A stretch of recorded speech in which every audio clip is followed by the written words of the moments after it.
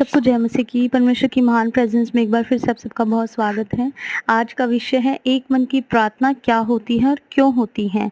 जी हाँ, एक मन की प्रार्थना क्या होती है। एक मन की प्रार्थना वो प्रार्थना ही होती है जिसमें हम परमेश्वर के पास जब अपनी प्रार्थनाओं को रखते हैं तो 100 गुना वो फल लेकर आती हैं। और ये क्यों होती है?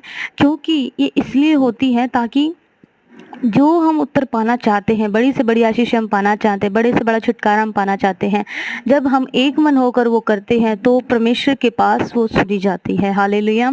हम सीख रहे हैं मत्ती 18 के 18 और 20 में, हालेलुया, जो लिखा हुआ है कि मैं तुमसे सच कहता हूँ, जो कुछ पृथ्वी पर तुम बांधोगे वह स्वर्ग में बंध जाएगा, जो तुम पृथ्वी पर खोलोगे वह स्वर्ग में खोला जाएगा। फिर मैं तुमसे कहता हूँ कि यदि तुम में से 2 जन पृथ्वी पर किसी बात के लिए जिसे वे मांगे एक मन होके, तो वह हमारे पिता परमेश्वर की ओर से स्वर्ग में है, उनके लिए हो जाएगी। क्योंकि जहाँ 2 या 3 मेरे नाम पर इकट्ठे होते हैं वहाँ मैं उनके बीच में होता हूँ। हालेलुया।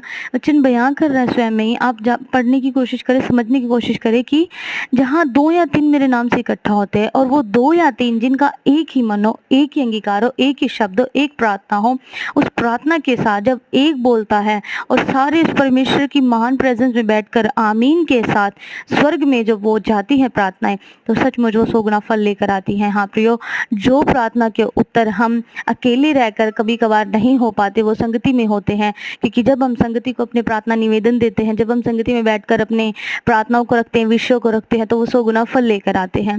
जैसे हम पास्टर जी से कहते हैं, हम अपने भाई बहनों से कहते हैं, जितने मसीह भाई बहन सबसे कहते हैं कि आप सब प्लीज प्रार्थना में रखे, दुआ में याद रखे, वो प्रार्थनाएं 100 गुना उत्तर लेकर आती हैं।